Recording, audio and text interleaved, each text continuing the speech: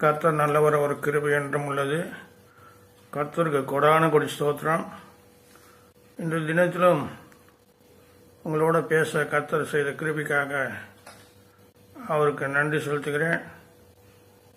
அடேனை தாங்கும் சப்ஸ்கிரைப் பண்ணும் எல்லா நண்பர்களுக்கும், சிநேகர்களுக்கும், தாயத்தகங்களுக்கும், சகோதர சகோதரிக்கும் என்னுடைய அன்பான இயேசு நாமத்தை வாழ்த்துக்கள், ஸ்தோத்திரங்கள். இன்று தினத்திலும் ஞானத்தை குறித்து உங்கள் மத்தியில் பேச நான் ஆசைப்படுகிறேன்.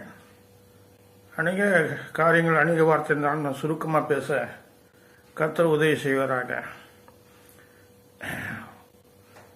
ஹல்லேலூயா. நீதிமொழிகள் 1வது அதிகாரத்தில்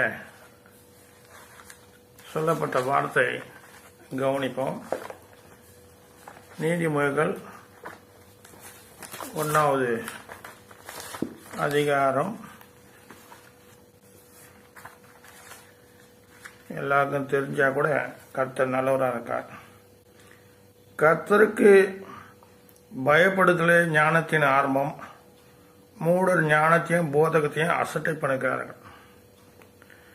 கர்த்தருக்கு பயப்படுதலே ஞானத்தின் ஆரம்பம், மூடர் ஞானத்தையும் போதகத்தையும் அசட்டை பண்ணுகிறார்கள். ஒரு ஞானவான்னு சொன்னாக்கா அவன் கர்த்தருக்கு பயப்படுறவனா இருப்பான். ஹல்லேலூயா. ரெண்டாவது, அந்த கர்த்தருக்கு யார் பயப்படுறாங்களோ அவங்கள தான் அந்த ஞானம் தங்கும், தேவனுடைய ஞானம் தங்கும். அவன் ஞானவான் எனப்படுவான். இங்கே வேத வார்த்தை கர்த்தருக்கு பயப்படுறது ஞானத்தின் ஆரம்பம். ஒரு ஞானம் நமக்கு வருது சொன்னாக்கா அந்த கர்த்தருக்கு பயப்படும் போது தேவ ஞானம் நமக்கு கிட்டுகிறது. ஹல்லேலூயா. கர்த்தர் நல்லவர். எனக்கு பிடித்தமான இந்த ஞானத்தில் எதுக்காக இந்த ஞானத்தை குறித்து வாச பேச நான் பிரயாசப்படுகிறேனாக்கா, ஹல்லேலூயா, பேய்கண தடுத்தமான ஞானம். பேயுடைய அந்த ஞானம் சில கிட்ட இருக்கு சொல்லிட்டு வேதம் சொல்கிறது. நான் பிறகு வாசிக்கிறேன், அது பார்ப்போம். கர்த்தருக்கு பயப்படுறது ஞானத்தின் ஆரம்பம். இது பிரசங்கி நீதிமொழிகள் 9ல்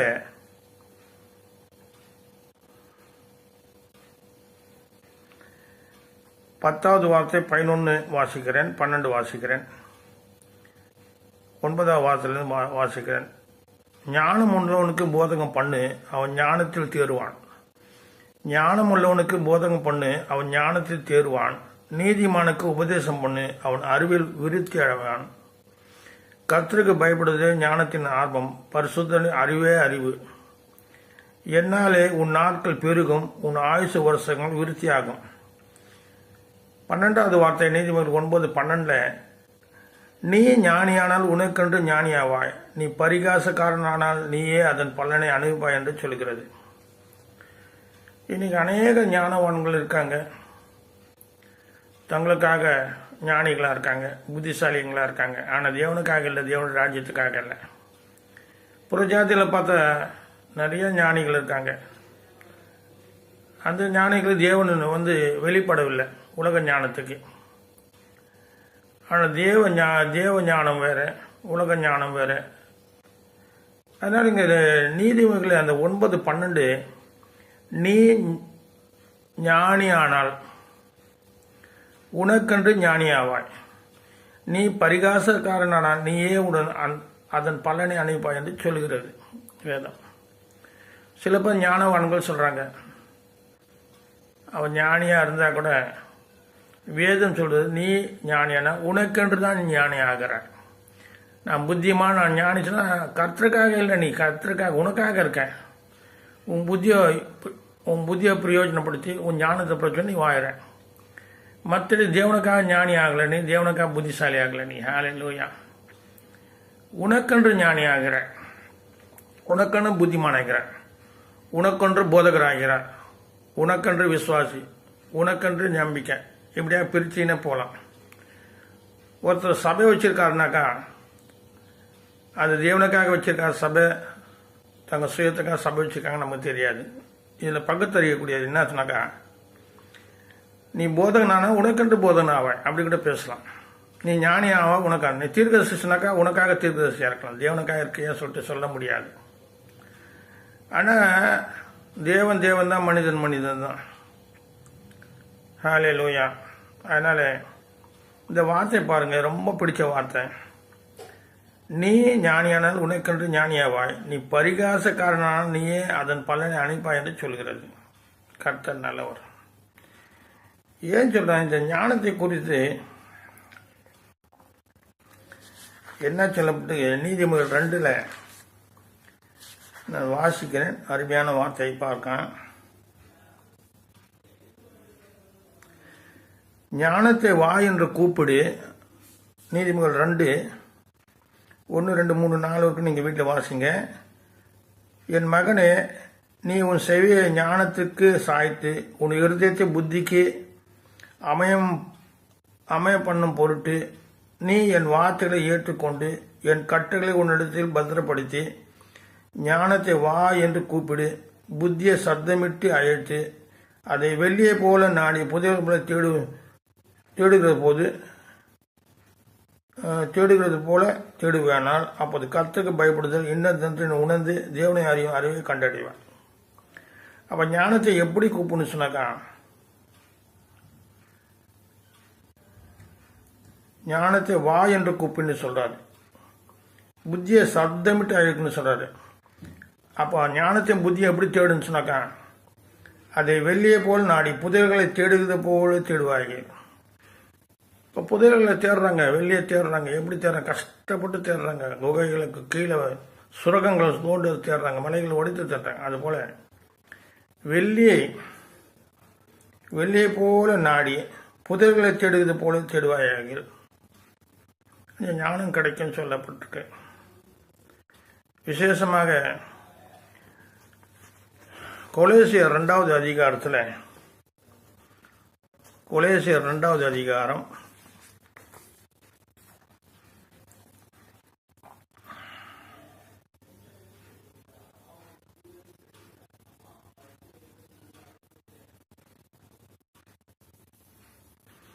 2வது அதிகாரத்தில் நான் 19 வாசிக்கிறேன்.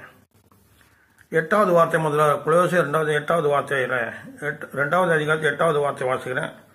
லோகிக ஞானத்தினாலும் மாயமான தந்திரத்தினாலும் ஒருவனும் உங்களை கொள்ளை போகாதபடிக்கு எச்சரிக்கையாயிருங்கள். அது மனுஷருடைய பாரம்பரிய நியாயத்தையும் உலக வைப்பாடுகளையும் பற்றியது அல்லாமல் கிறிஸ்துவை பற்றியதல்ல. இந்த ஞானங்கள், சில ஞானங்கள், வித்தியாசமான ஞானங்களுக்கு நான் பிறகு நான் சொல்கிறேன், அது வாசிக்கிறேன். நான் சொல்கிறது இதை குறித்து வைத்துக் கொள்ளுங்கள். ஹல்லேலூயா. இங்கே கொலேசியர் 2:8 லோகிக ஞானத்தினாலும் மாயமான தந்திரத்தினாலும் ஒருவனும் உங்களை கொள்ளை போகாதபடிக்கு எச்சரிக்கையாருங்க. அது மனுஷர்களின் பாரம்பரிய நியாயத்தையும் உலக வழிபாடுகள் பட்டதே அல்லாமல் கிறிஸ்துவை பற்றினதில்லை. அப்போ கிறிஸ்துடைய ஞானம் ஒன்று இருக்கு, உலக ஞானம் ஒன்று இருக்கு, வேத ஞானம் இருக்கு, மனுஷ ஞானம், அப்படி நிறைய ஞானங்கள் பிரிக்கப்பட்டிருக்குது. ஹல்லேலூயா. அதனால் இங்கே அதே பாருங்க, கொலேசியர் 2 நான் சொல்ல வேண்டியது என்ன சொன்ன 19 வாசிக்கிறேன். மாயமான தாய்மையிலும் தேவ தூதருக்கு செய்யும் ஆராதனும் விருப்பமுற்று, சில பேர் மாயமான தாய்மை ஞானம்,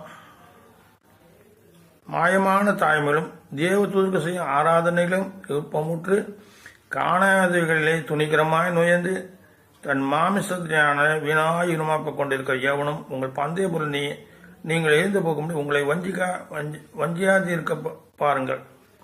நீங்கள் கிறிஸ்துவுடன் கூட உலகத்து வைப்பாடுக்கு மறுத்தது உண்டானால் இன்னும் உலக வைப்பாடையும் பெய்தவர்கள் போல மனுஷனுடைய கற்பனைப்படியும் போதனைப்படியும் நடந்து தொடாது, ருசி பார்க்காது, தீண்டாது என்ற கட்டளைக்கு உட்படுவது என்ன? சில பேர் இப்படிதான் இருக்காங்க. அடுத்தது இவைகளை அனுபவிக்கிறதுனாலே அழிந்து போகுமே. உலகத்தின் ஞானம் அழிந்து போகும், தேவ ஞானம் நிலைத்திருக்கும். அப்போ இவைகள் அனுபவிக்கிறதுனால 5 பக்கமே கொலோசியர் 2:23-24 வாசிக்கிறேன். இப்படிப்பட்ட போதைகள் சுய இஷ்டமான ஆராதனையும், சில போதனையை பாருங்க, சுய இஷ்டமாக ஆராதனை பண்ணுவாங்க, சுய இஷ்டமாக போதிப்பாங்க. இது எப்படி சொன்னாக்கா, இப்படிப்பட்ட போதனைகள் சுய இஷ்டமான ஆராதனை. சுய இஷ்டமான ஆராதனை இப்போ நீங்கள் பார்க்குறீங்க, யூடியூப்பில் அநேகர் ஊழியக்காரங்க ஆடுறாங்க, பாடுறாங்க, விசில் அடிக்கிறாங்க, ஓ போடு சொல்கிறாங்க, ஆ போடு சொல்கிறாங்க. அது என்னவோங்க, நமக்கு புரியலைங்க, அவங்களுக்கு புரிஞ்சது அதான். இது என்ன ஞானம்? லௌகிக ஞானம், உலக ஞானம். அவங்க என்ன செய்ய, இப்படிப்பட்ட போதைகள் சுய இஷ்டமான ஆராதனை, சுயமான ஆராதனை பண்ணுவாங்க. சுயமாக ஆடி பாடி கூத்தாடி விசில் அடிச்சு அதெல்லாம் செய்யறதுல தேவ ஆராதனை கிடையாது. அது சுயமான ஆராதனை. அப்போ பரிசுத்தவான்கள்லாம் சுயமான ஆராதனை விரும்பல, தேவனுக்குரிய ஆராதனை. மோசே கிட்ட சொல்கிறேன், எகிப்தில் இருக்கும்போது 400 வருஷம் எகிப்தில் ஆராதிக்கும்படியாக எங்களை அனுப்ப சொல்கிறார். தேவனை கர்த்தரை ஆராதிக்கும்படியாக எங்களை அனுப்பு, கர்த்தரை ஆராதிக்கும்படியாக எங்களை அனுப்ப சொன்னார். இங்கே இஷ்டமான ஆராதனையும் மாயமான தாய்மை. பார்த்தா, ஐயா சோதனையா, நல்லா இருக்கீங்களா?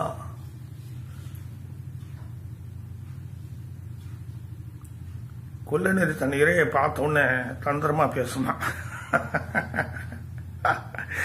நிறைய கதைகள் இருக்கு, அதெல்லாம் இப்ப பேசுறதுக்கு நேரம் இல்லை. வார்த்தை மாற்றி போடும் குள்ளநெறி, பிசாசி வார்த்தை மாற்றி போடுவான். பார்த்தோன்னே போதும், தொலைவிலேருந்து சொல்லுவான், வராம பார்த்து சொல்லுவான், கெட்ட ஒன்று நல்லவன் சொல்லுவான். சரி, அது பிரேம. மாயமான தாய்மை, சரீர ஒடுக்கத்தையும் பற்றி. சரீர ஒடுக்கம் இது ஒரு ஞானமா? இஷ்டமான ஆராதனை ஒரு ஞானம், மாயமான தாய்மை ஒரு ஞானம், சரீர ஒடுக்கத்தையும் பற்றிய ஞானம் என்கிற பேர் கொண்டிருந்தாலும் அவெல்லாம் என்ன இருக்கு, ஞானம் சொல்லிட்டு பேர் கொண்டிருக்கான். நாங்கள்லாம் எப்படி ஆராதிக்கிறோம், ஆடி பாடி.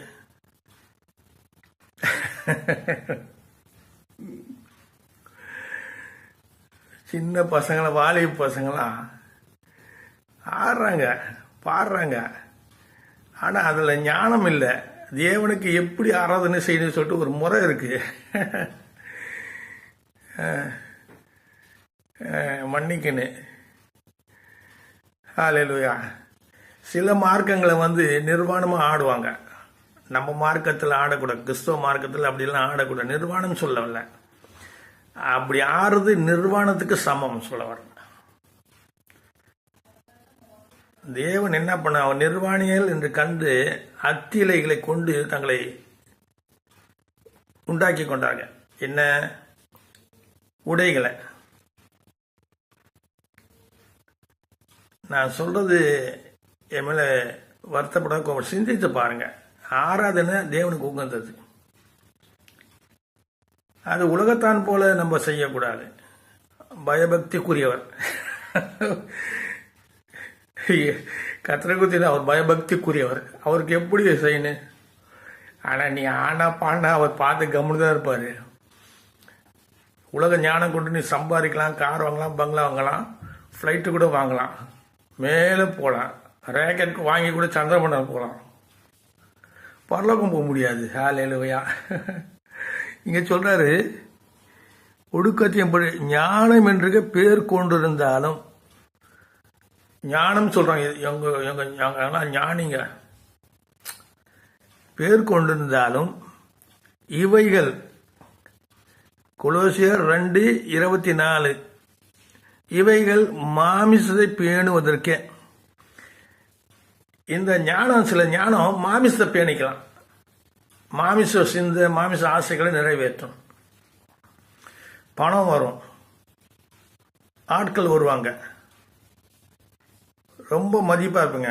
ஆனால் தேவன் அதை விரும்பல, உங்களை அறியன்னு சொல்லிடுவாரு. ஹல்லேலூயா. இப்போ இவைகள் மாமிச பேணுவதற்கு ஒய்ய மற்றொன்றுக்கும் பிரயோஜனம் படாது.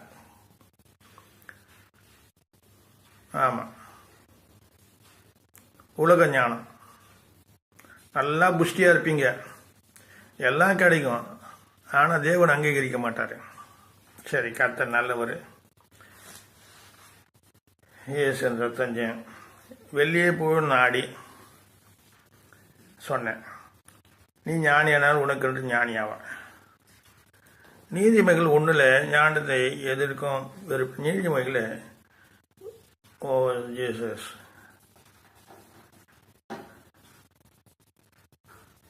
கர்த்தர் நல்லவர். தானியேல் 12வது அதிகாரத்தில் 37 10:40 10:49.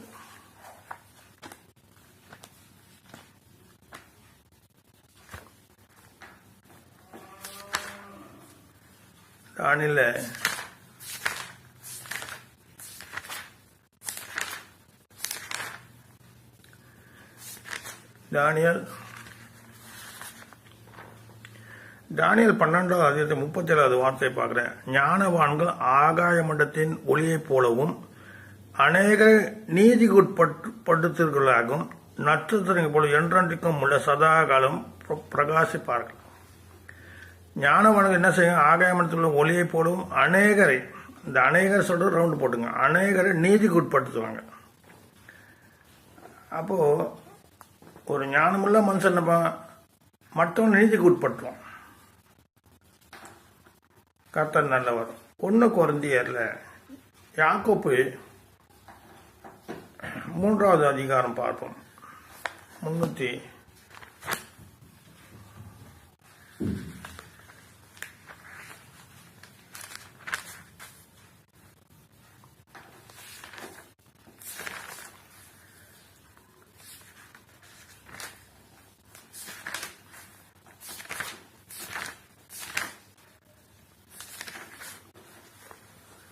ஹல்லேலூயா. யாக்கோப்பு 3வது அதிகாரத்தில் 13லேருந்து 18 வரைக்கும் நான் வாசிக்கிறேன். ஹல்லேலூயா. உங்களில் ஞானியும் விவேகமாய் இருக்கிறவன் எவன்? உங்களில் ஞானமும் விவேகமாய் இருக்கிறவன் எவனோ அவன் ஞானத்துக்குரிய சாந்தத்தோடு தன் கிரியைகளை நல்ல நடக்கை நிலை காண்பிக்க கடவான். நல்ல நடக்கை. ஹல்லேலூயா. எனக்கு ஆச்சரியமாக இருக்கு. சில பேர் தைரியமாக வசனத்தை பெட்டி போட்டு ஆடுறாங்க, பாடுறாங்க, செய்கிறாங்க. ஆனால் ஒரு இடத்துல போய் மாட்டிக்குவாங்க. தேவன் பார்த்துன்னே இருப்பார். சறுக்கில் கொண்டு போய் விட்டுடுவார். துர்மார்க்கன் சறுக்கில் வைக்கப்பட்டிருக்கான்னு சொல்லப்பட்டிருக்கு. அதனால தேவனுடைய மனுஷனை அவர் எங்கே வச்சிருக்காரு? அவர் கரத்துக்குள்ளே வச்சிருக்காரு. ஆனால் கர்த்தர் நல்லவர். இங்கே வாசிப்போம். உங்களில் ஞானியும் விவேகமாக இருக்க எவனோ அவன் ஞானத்துக்குரிய சாந்தத்தோடு தன் கிரியைகளை நல்ல நடக்கலை காண்பு. நல்ல நடக்கலை காட்டணும். நல்ல நடக்க. அப்போ நல்ல நடக்கலை காண்பிக்க கடவான். உங்கள் இருதயத்தில் கசப்பான வைராகியத்தையும் விரோதத்தையும் வைத்தீர்களானால் நீங்கள் பெருமை பாராட்டுதுங்கள். சத்தியத்துக்கு விரோதமாய் பொய் சொல்லாமல் இருங்கள். அப்போ யாக்கோபு 3:15 பாருங்க. இப்படிப்பட்ட ஞானம் பரத்திலிருந்து இருங்கிற ஞானமாக இராமல், சில ஞானம் பரலோகத்திலிருந்து வர்றதில்லை, பரத்திலிருந்து வர ஞானம் கிடையாது. அதுதான் சொல்லப்பட்டு இப்படிப்பட்ட ஞானம் பரத்திலிருந்து இறங்கி வருகிற ஞானமாக இராமல், ஒன்று லோகிக சம்பந்தமானதும் ஜென்ம சுபாவத்துக்குரியதும் பேய் தனத்தடுத்தமாக இருக்கிறது. பேய் தனத்துக்கு அடுத்தமாக தான் எனக்கு ரொம்ப பிடிச்சிருக்கு. சில பேய் தனத்துக்கு அடுத்தமாக பேயுடைய ஞானமாக இருக்க சொல்லப்பட்டிருக்கு. ஒன்று லோகிக ஞானம், 2வது ஜென்ம சுபாவமாக இருக்கிறது ஞானம். ஜென்ம சுபாவம். சில பேர் ஜென்ம சுபாவம் ஞானம் மாறவே மாறாது. சிலருக்கு லோகிக ஞானம் இருக்கும், ஜென்ம சுபாவம் ஞானம் இருக்கும். பேய் தனத்துக்கு அடுத்த ஞானம். அந்த பேய் பிசாசுக்கு எப்படி தந்திரமான ஞானம் இருக்கும், அது போல ஞானங்கள் சில பேர் யூஸ் பண்ணுவாங்க. அதுவும் உதவாது. தேவ ஞானம் தான் கடைசியில் உதவும். பேய் தனத்துக்கு அடுத்ததமாக இருக்குது. வைராக்கியமும் விரோதம் எங்கே உண்டோ அங்கே கலகம் சகல துர்சைகளும் உண்டு. அடுத்து சொல்றாரு யாக்கோபு 3வது அதிகாரத்தை 17, பரத்திலிருந்து வருகிற ஞானமோ, பரலோகத்திலிருந்து வர ஞானம் எப்படிப்பட்டது சொல்றேன்னாக்கா, முதல்ல லோகிய ஞானம், அப்புறம் ஜென்மசுபாவ ஞானம், பேய் ஞானத்தை பற்றி பார்த்தோம். இங்கே 17 பரலோகத்திலிருந்து வர ஞானமும் முதலாவது சுத்தமுள்ளதாயம் இருக்கும். பரலோகத்திலிருந்து வர ஞானம் எப்படி இருக்கும்? சுத்தமாக இருக்குமா? ஹல்லேலூயா.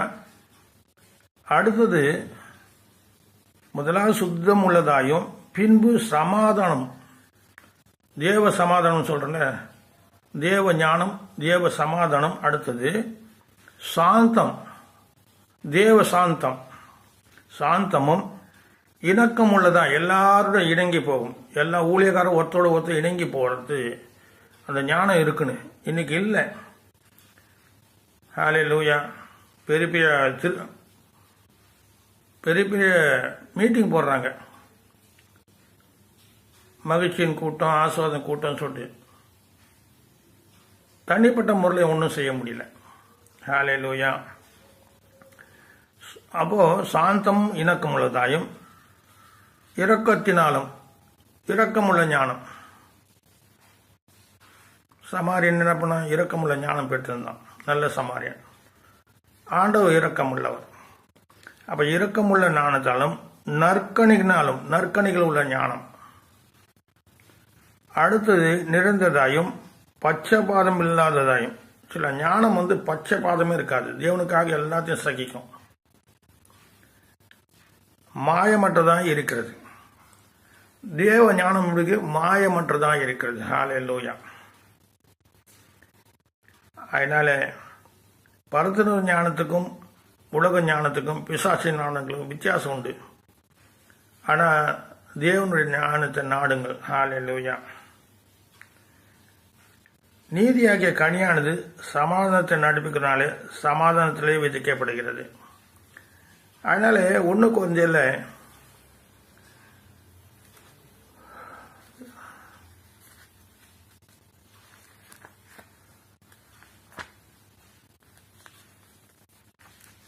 ஒன்று குறைஞ்சதில்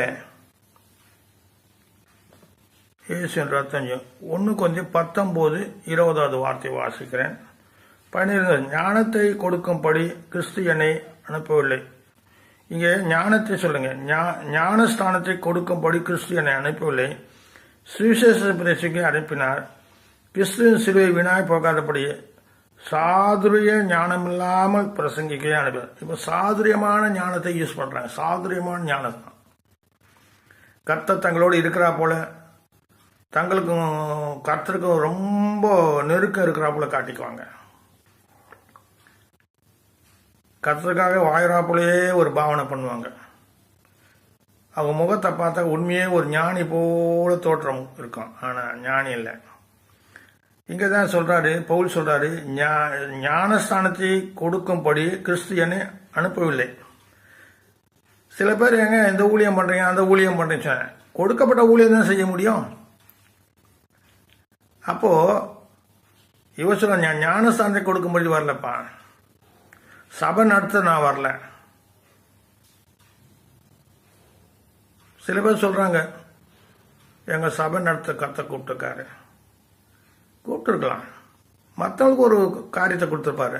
நீங்க அசட்டை பண்ணாதீங்க. அவனை தப்பா நினைக்கக்கூடாது. இன்னொரு ஊழியக்காரன் 5 விரலும் இருக்கு. அப்ப எந்த விரல எடுத்துடுற? நீ எடுத்துடு. எனக்கு இந்த ஊழியம் வேணா, அந்த ஊழியம் வேணா, எந்த வேணா, என் ஊழியத்தை நான் செய்வேன்னு சொன்னாக்கா மீதி விரல வெட்டி எடுத்துடு. நீ இன்னைக்கு நல்லா வளர்ந்த சுவிசேஷத்துக்கு மரியாதை கொடுக்கறதில்ல. இருக்கிறதுல சுவிசேஷம் தான் உண்மையான ஊழியம். அநேகர் என்ன பண்றாங்க, தெரு திண்ணல படுத்து, தெரு வாசல்ல, பஸ் ஸ்டாண்ட்ல படுத்து எழுந்து அவங்க கர்த்தருக்காக என்ன பண்றாங்க, வைராகியமா அவங்க டாக்ஸ் கொடுக்குறாங்க, தெருல நின்று பிரசங்கம் பண்றாங்க. போதகர் அப்படி பண்றது இல்லை. வாரத்துக்கு ஒரு முறை வராரு, பிரசங்கம் பண்றாரு, காணி கேட்டுன்னு போயிடுறாரு. நான் காணி கொடுத்து இப்போ மிகப்படுத்தி பேசல. அதே சமயம் 5 ஊழியத்தை பகிர்ந்து கொடுக்கணும். 5 ஊழியத்துக்கும் என்ன பண்ணு, சமமா நினைக்கணும். என் ஊழியம் பெருசுனா கர்த்தருடைய ஊழியம் தானே, அவனும் கர்த்தருடைய ஊழியக்காரன் தானே.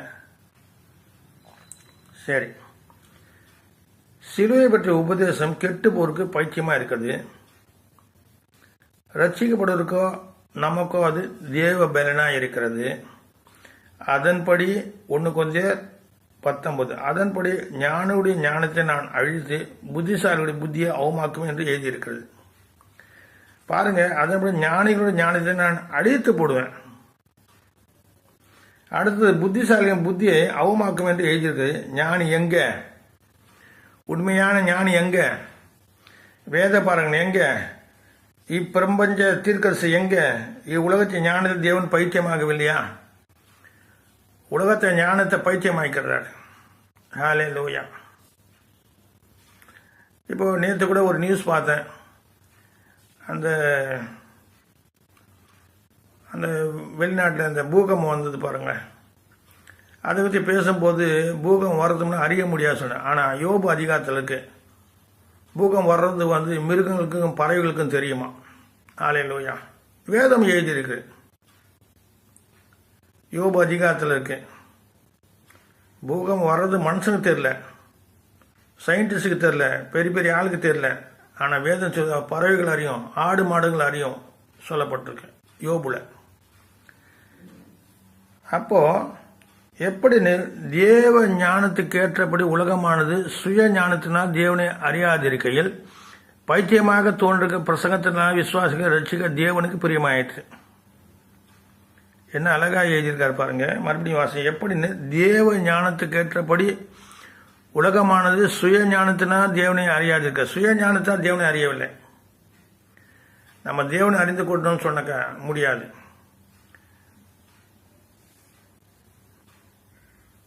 ஒரு நண்பன் என்னை தேடின்னு வந்தார். ஒரு நாள் பேசின்னு இருக்கச்சே, அவர் நானும் ஒரு காலத்தில் ஹிந்துவாக இயேசு கிறிஸ்துவை ஏற்றுக்கினேன். இயேசு என்னை தேடி வந்தார். நானாக தேடின்னு போல, அவரே தேடி என்னை ரட்சித்தார். ஒரு சகோதரர் சொன்னார், நாங்கள் எல்லா ஆலயத்துக்கு போவோம், ஆனால் எங்கள் கடவுளை நாங்கள் பார்க்குறோம், எங்கள் சாமியை நாங்கள் பார்க்குறோன்னு சொன்னார். ஆனால் ஐயா, உங்கள் ஆலயத்தில் நீங்கள் போகிறீங்க, உங்கள் சாமியை பார்க்க முடியலையே சொன்னார்.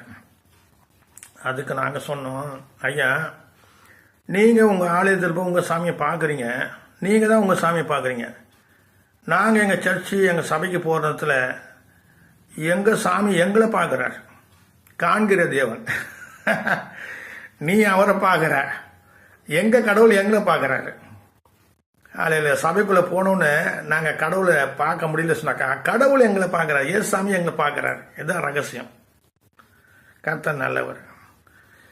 அதனால இது அவர் என்ன எப்படி தேவ ஞானத்துக்கு ஏற்றபடி உலகமான சுய ஞானத்தினால் தேவனை அறிய முடியாது. பைத்தியமாக தோன்றுக்கு பிரசங்கத்தினால விசுவாச ரட்சிக்க தேவனுக்கு பிரியமாயிற்று. கர்த்தர் நல்லவர். யூதர்கள் அடையாளத்தை தேடுகிறார்கள், கிரேக்க ஞானத்தை தேடுகிறார்கள்.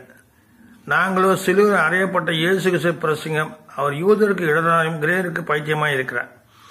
அவர் சொல்றாரு, ஐயா நாங்கள் சிலுவையில் அறையப்பட்ட இயேசு தான் பிரசங்கிக்கிறோம். சில சார் சொன்னால் நாங்கள் குழந்தை இயேசு ஆராய்க்கிறோம், இறுதி ஆண்டவர் ஆராய்க்கிறோம். எத்தனையோ விதமான பிரிவுகள் ஆகிப்போச்சு கிறிஸ்துவ மார்க்கத்தில். ஆனால் பவுல் சொல்றது ஞானமாக நீங்கள் தெரிந்து கொள்ளுங்க. ஒன்று கொஞ்சம் அவர் சொல்றாரு 21, நாங்களோ கிறிஸ்துவே சிலுவையில் அறையப்பட்ட கிறிஸ்துவை பிரசங்கிக்கிறோம். அவர் யூதர்கிட்ட தான் கிரேக்கு பைத்தியமாக இருக்கிறார். ஆகிலும் யூதரானும் கிரேக்கனும் எவர் அழைக்கப்பட்டிருக்கிறார்களோ அவர் கிறிஸ்து தேவபலம் தேவ ஞானமாக இருக்கிறார். அதன்படி தேவனுடைய பைத்தியம் எனப்படுவது மனுஷனுடைய ஞானத்தினாலும் அதிக ஞானமாக இருக்கிறது. தேவனுடைய பலவீனம் எனப்படுவது மனுஷனுடைய பலத்தினாலும் அதிக பலமாக இருக்கிறது. அதனால இந்த ஞானத்தை குறித்து வாசிங்க. பிரசங்கி, அடுத்த பிரசங்கி போவோம்.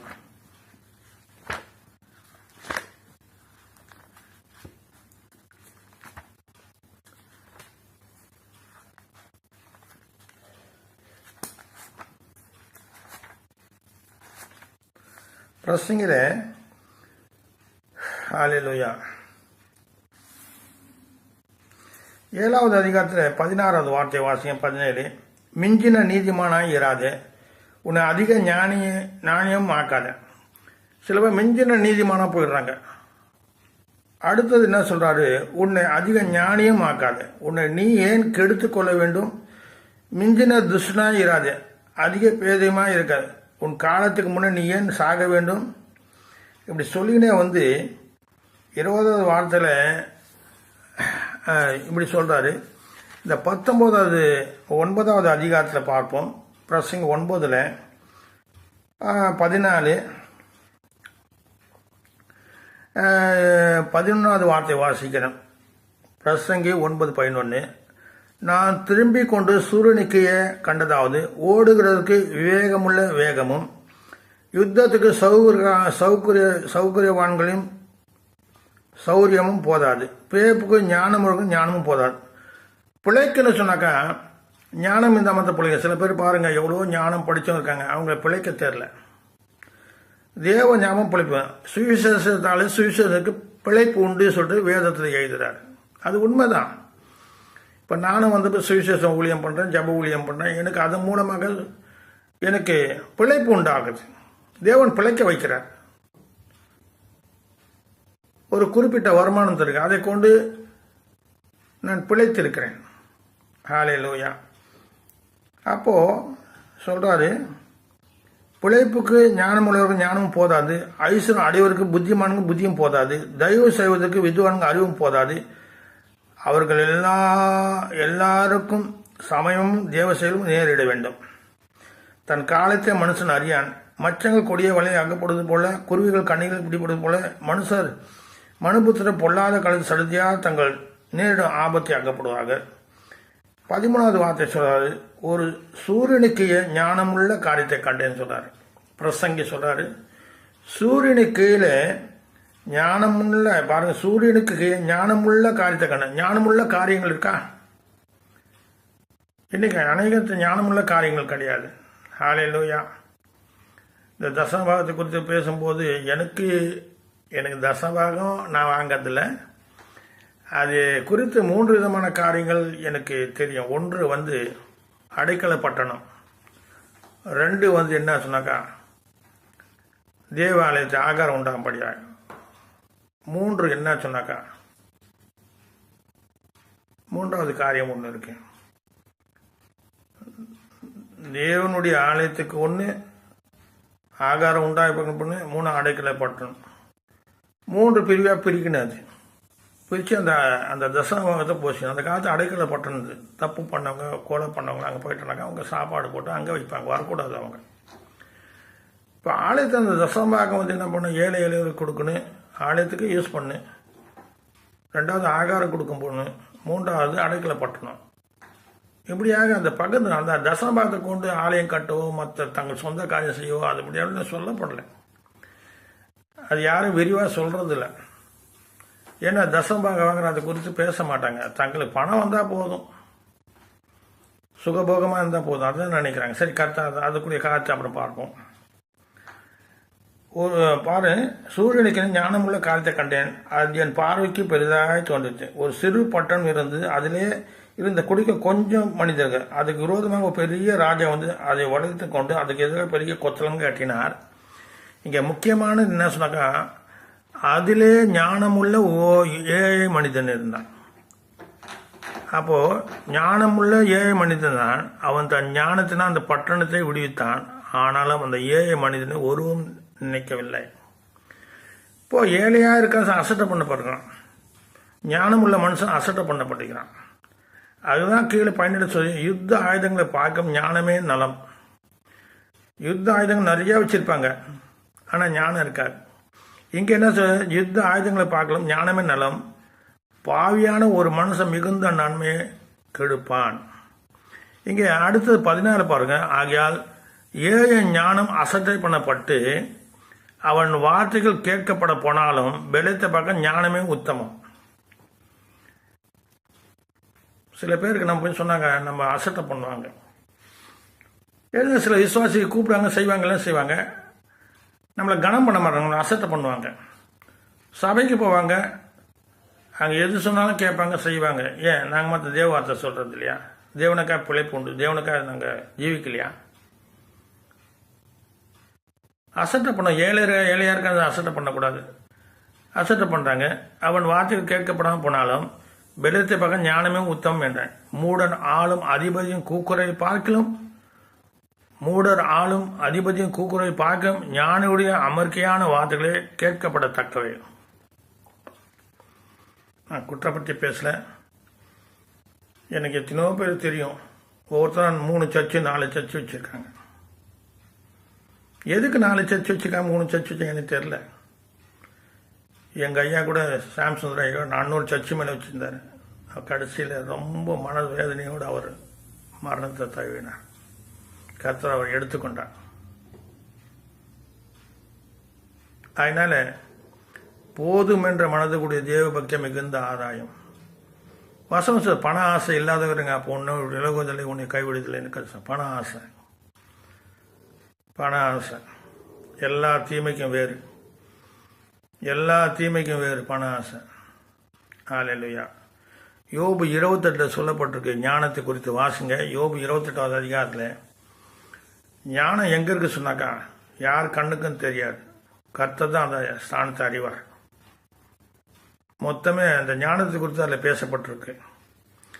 அதனால ஞானம் விளைகிற இடம், ஞானம் வருகிற இடம் தேவனுக்கு தான் தெரியும். அதனால ஹல்லேலூயா, ஸ்தோத்திரம். நல்லது.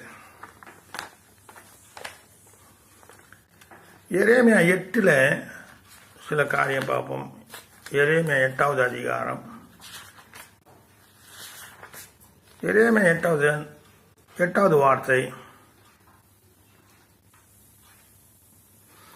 நாங்கள் ஞானிகள் என்றும் கர்த்தருடைய வேதம் எங்களிடத்தில் இருக்கிறது என்றும் நீங்கள் சொற்கிறபடியால் மெய்யாக இதோ வேதபாரகன் கல்லை எழுத்தானே அது அபத்தமாகும். ஞானிகள் வெட்கி கலங்கி பிடிப்பவர்கள். இதோ கர்த்தருடைய சொல்லை வெறுத்து போட்டாங்க. அவளுக்கு ஞானம் ஏது? சில பேர் கர்த்தருடைய வார்த்தையை வெறுத்து போடுவாங்க, ஞானம் இருக்காது. ஹல்லேலூயா, கர்த்தர் நல்லவர். அடுத்த வார்த்தை பார்ப்போம் பாருங்க.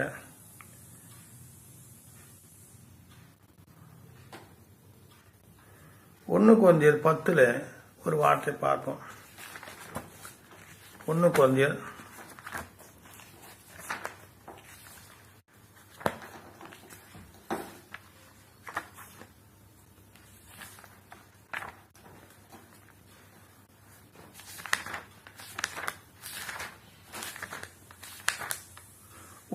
10வது அதிகாரத்தில் ஒரு வார்த்தை பார்ப்போம்.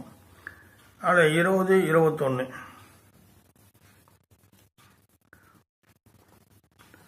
நீங்கள் கர்த்தருடைய பந்தியிலும் பேய்களுடைய பந்தியிலும் பானம் பண்ணக்கூடாது.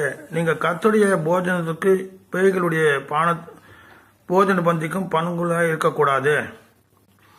இங்கே பாருங்க, அவர் என்ன சொல்றாரு? பேய்கள் ஐக்கியமாக இருக்கவங்களுக்கு மனதில்லை. இப்போ விசேஷம் என்ன சொன்னாக்கா, நம்ம ஆசை 1 கொரிந்தியரில் அநேக காரியம் சொல்லப்பட்டிருக்குது. இங்கே நீங்கள் கர்த்தருடைய பாத்திரத்திலும் பேய்களுடைய பாத்திரத்திலும் பானம் பண்ணக்கூடாது.